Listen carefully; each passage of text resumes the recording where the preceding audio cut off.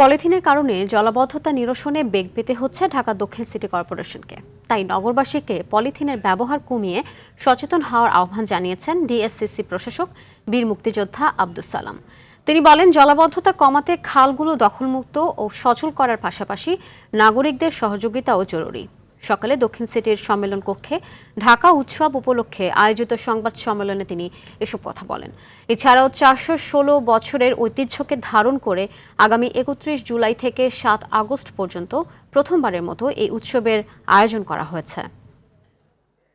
পলিথিনটাকে আমরা যে কোনোভাবে হোক যদি আমরা বন্ধ করতে না পারি, তাহলে কোনোভাবেই আজকের এই জলাবদ্ধতা বা আজকে আমাদের মূল সমস্যাটা হয়ে গেছে পলিথিন।